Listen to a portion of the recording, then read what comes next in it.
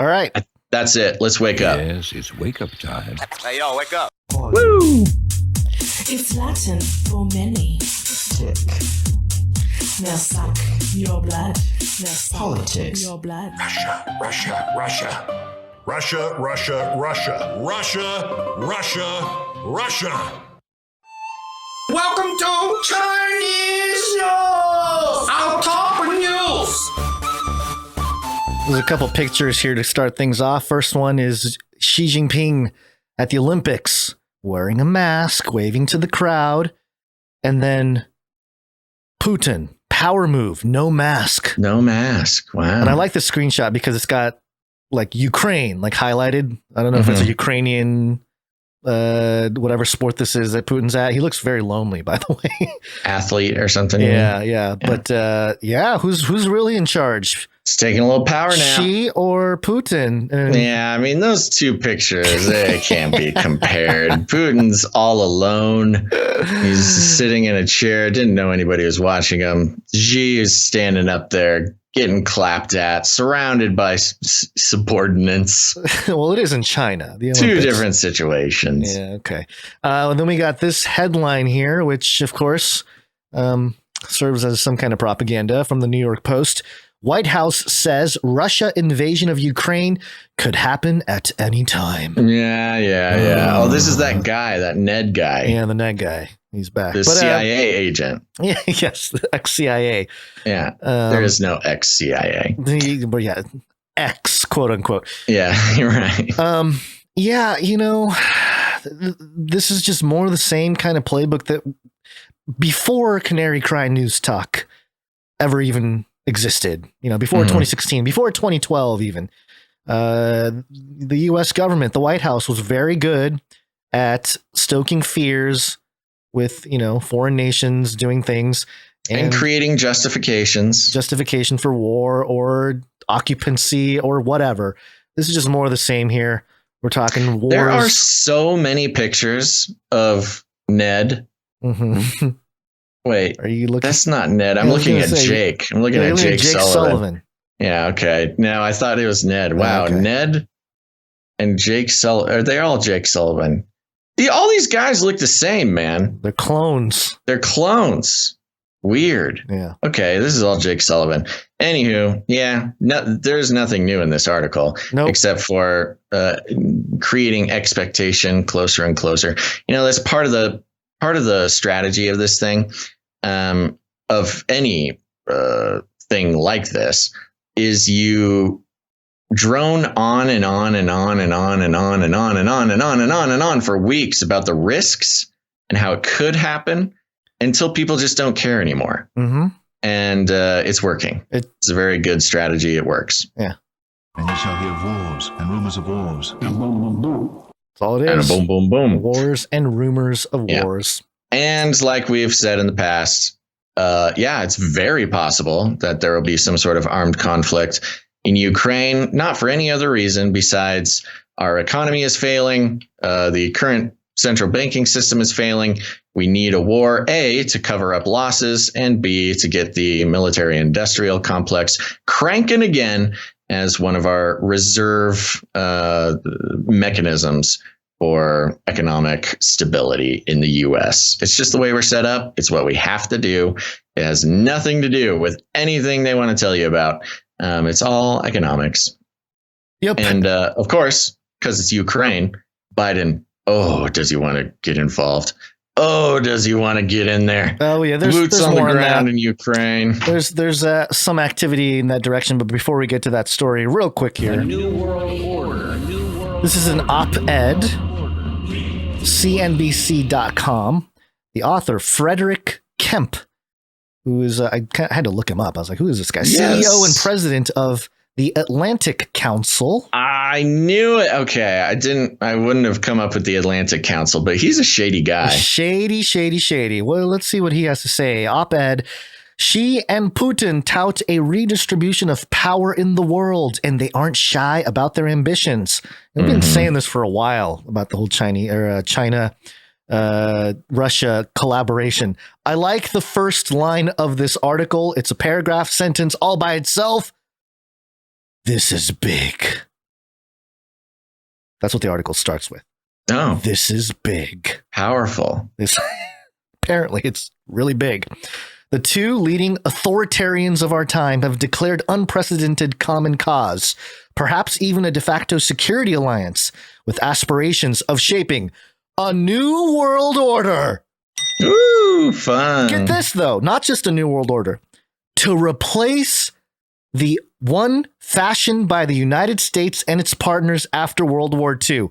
Can we at least say that they are acknowledging that there is a new world order that was created by the U.S. post World War II and that they're replacing it, or they're trying to be replaced by the East here?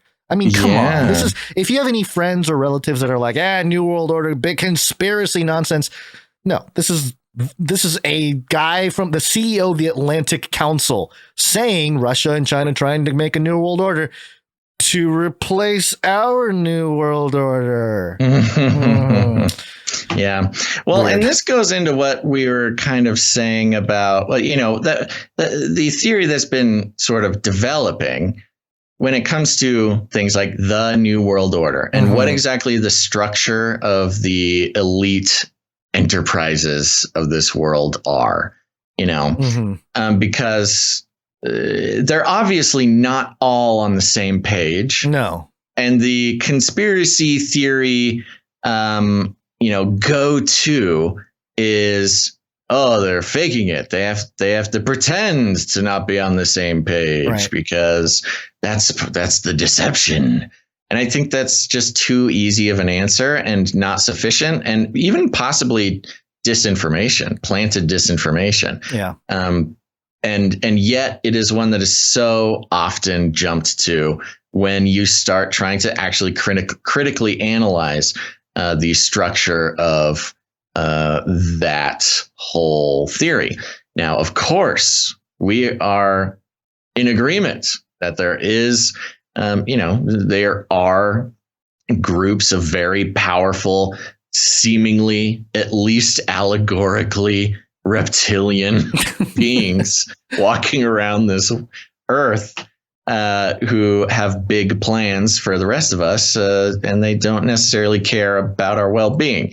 It's about power, it's about control, it's about wealth, it's about all sorts of things. A lot of times it is also about, some sort of occultic raising of the human, blah, blah, blah, blah, blah, whatever. Well, that's the deception that's being laid to get humans to help build the cause, right? You can't just tell them to do stuff. You got to give them incentive. That's part of the whole. Yeah. I mean, there's a whole mix of them. 3. Yeah. But the reality is, at least at the level of world leaders and international NGOs and, control mechanisms, there are overlapping incentives. There are competing incentives, and there is a war. There is at least a struggle going on at the top there, because yes, they may all want a new world order, and that new world order may look like the subjugation and control and panopticon tracking surveillance of every individual, which is sold to them under the idea that this will be how life is, and it'll be great, and you'll love it, and we'll build some utopia. It's always under the guise of utopia. Whenever somebody's promising you utopia, you know that they don't have nice things planned for you in the future. Yep. But there are struggles at the top. It may look the same, but if one guy is at the top, that means somebody else isn't. And so, why am I getting into this? I have no idea, but you're just going on and on. I don't know. I just felt felt the spirit move here. Okay. That it is, it's important to keep that in mind. The world elite, not just turn to the they're just pretending to not like each other. The world elite are being incentivized by higher entities that are not public, and we're pretty aware of that. And for talking about the hierarchy, it goes into the spiritual realm, and what that looks like seems like there's a breach of some kind, and that's part of the days of Noah, and seems like what's happening now. And for those who need a refresher, the Atlantic Council is like some crazy, think tank that influences world affairs just over and over and over. Yeah. And they're involved in every single thing going on right now. Big globalists ideology. They have the Adrian Arsht Rockefeller Foundation Resilience Center, the Middle East Center, Africa Eurasia Center. They're just, this sort of non-governmental control ideology machine, basically. Mm-hmm. All right. Well, okay. There's stuff written in this article. They go into this joint statement that came out between Russia and China after their meeting, their 38th meeting between President Vladimir Putin and Chinese President Xi Jinping. I wonder what was mentioned or what was discussed at the 33rd meeting. Here's what it says. There's a lot in the statement worth reading and digesting, but here's my rough executive summary. Thanks, Atlantic Council guy. This is his summary. Russia and China are throwing in their lot in a gesture of cooperation that exceeds even Stalin's partnership with Mao. Oh my God! In each other's region and around the world. For the first time, Beijing has joined Moscow in opposing NATO enlargement and embracing Putin's vision for a new European security order. Russia returned the favor by opposing the new Australia-US-UK security agreement, endorsing its One China policy, embracing the Russia-India-China cooperation format, and blessing its Arctic role. Arctic role. Arctic role. What does that mean? I don't know. Weird. Russia and China aren't calling their partnership an alliance of the NATO variety, but they aren't shy about its ambitions. Xi and Putin read the statement, quote, reaffirm that the new interstate relations between Russia and China are superior to political and military alliance of the Cold War era. Friendship between the two states has no limits. There are no forbidden areas of cooperation. Emphasis added. Strengthening of bilateral cooperation is neither aimed against third countries nor affected by the changing international environment and circumstantial changes in third countries. And blah, blah, blah. Goes into some more detail. That's pretty provocative there by Mr. Very Atlantic Council. Provocative. Yeah. He's talking about the Cold War, going into some history. If that can't garner a reaction out of, people who are already afraid for American superiority. Hey, man, we got to trade NFTs, bro. We don't have time for this Russia-China alliance. As Putin considers his own options regarding Ukraine, his relationship with China also could help him manage any potential new sanctions through deepened energy agreements and financial arrangements. On Friday, China and Russia announced new oil and gas deals valued at an estimated $117.5 billion. Woo! That's a lot of money. Rosneft, Russia's largest oil producer, announced a new agreement to supply 100 million tons of crude through Kazakhstan to China's state company CNBC over the next 10 years, while Gazprom agreed it would ship China 10 billion cubic meters of gas a year through a new pipeline. Yeah, so, that's what this whole thing has been about the whole time. We already knew that. And here's the conclusion, last paragraph, last sentence by Mr. Atlantic Council. Without a more aggressive and consistent pushback among democracies, expect more Chinese-Russian push forward. Okay. It would be a profound mistake to see the Ukraine crisis in isolation at a time when Xi and Putin have provided its disturbing context. Be afraid. This is more. Afraid. This really is just more media about Russia and China's New World Order. Oh, I know. We've been seeing those articles for weeks, at least, possibly even months. This whole idea that China and Russia, they're teaming up. They're going to get you. They're ganging up on us. It's the Chinese-Russian New World Order. And not just, op-eds on CNBC or whatever.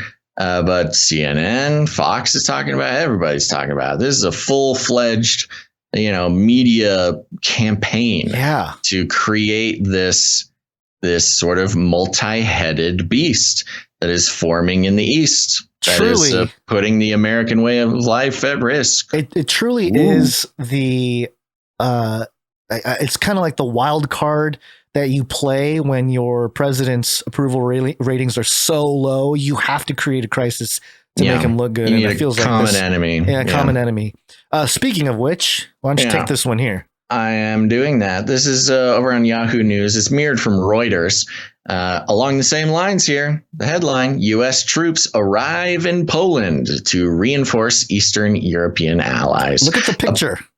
It is a row of trucks, and every truck has a number on the top of the truck that says 66. Oh, execute order 66, Gonz. Execute order 66. Oh, do you want me to actually play the jingle? Yeah. Oh, okay. Hold on. I got to get to my break tab because it's a whole other section. Here we go. I mean, it's hilarious. The time has come. Execute Order 66. Yeah. It is pretty funny when you hear that. And I know. Looking at this military and execute truck. Order 66, is get those stormtroopers going, baby. And it just looks like a bunch of Order 66 trucks coming down the lane. A plane carrying U.S. troops landed in Poland on Sunday. A Reuters witness. Reuters witness. They're everywhere. These Reuters witnesses are everywhere. We should call our boots on the ground Canary Cry witnesses. Canary According to a Canary Cry witness. We should just call them Reuters witnesses. Gives them too much credit. I don't like that. Yeah. As Washington reinforces its NATO allies in Eastern Europe amid a Russian military buildup on Ukraine's border, U.S. President Joe Biden on Wednesday ordered nearly 3,000 extra troops to Poland and Romania as Washington moves to reassure jittery NATO allies. Jittery, huh? Jittery. Yeah. Sounds like, from all accounts, it's the U.S. that's jittery. The U.S. is freaked out. Everybody else is like, NATO, okay. Europe, even Ukraine. They're like, yo, chill out. You're freaking all of us out, man. You took too much. The Pentagon said that around 1,700 service members, mainly from the 82nd Airborne Division, would deploy from Fort Bragg, North Carolina, to Poland. Sunday's arrival of the C-17 aircraft followed a plane carrying the commanding general of the 82nd Airborne Division, U.S. Army Major General Christopher Donahue. CD. Christopher Donahue is such an Army Major General name. I bet which you landed on CD. Saturday at Redistribution Airport, and a few planes with U.S. military equipment and an advance group.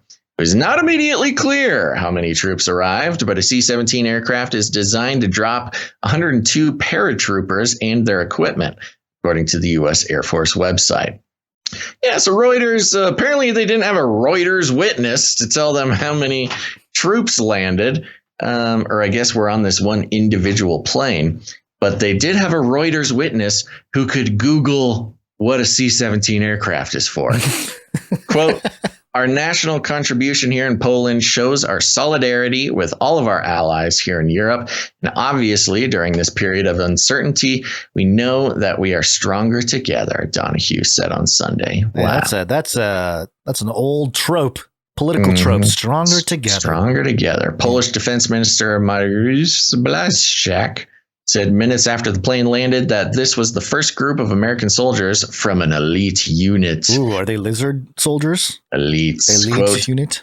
More planes will be landing in the coming hours. The soldiers will operate in the southeastern part of our country, he added.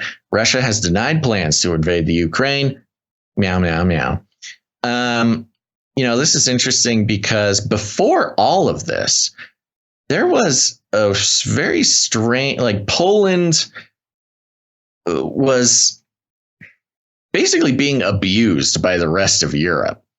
They were having issues at their border, right? And they had Russia trying to put a pipeline through. They had, this is like a whole thing. And they basically got snubbed by most of Europe, especially Germany, who sort of acts like they're the boss around there. And yet they are the first line of defense against the Ruskies. And so, that's kind of why they felt slighted, is the president or prime minister, whatever he is, of Poland came out and be like, yo, we are the ones who defended you over and over again over the years from all sorts of enemies. We are the ones, your first, line of defense against the communists and against the this and the that. And this is how you do us. This is how you do us, Europe. So a very interesting geographical region to be stationing all of these U.S. troops. Of course, them being near Ukraine makes that easier. But why not just land them in Ukraine? Because Ukraine doesn't want them, maybe. Yeah. Weird. Well, yeah. I mean, I'm looking at it, going back to that world map, looking at all this geopolitics. And yes, for those who don't know, you got Russia, then you got Ukraine to the west, and then Poland connected to Ukraine. So yes, right. Very much getting closer. There you go. Things are moving. The actual chess pieces are moving. It's no longer just sort of rhetoric and threats and, media attention. There's actual, pawns moving across national borders. Mm-hmm.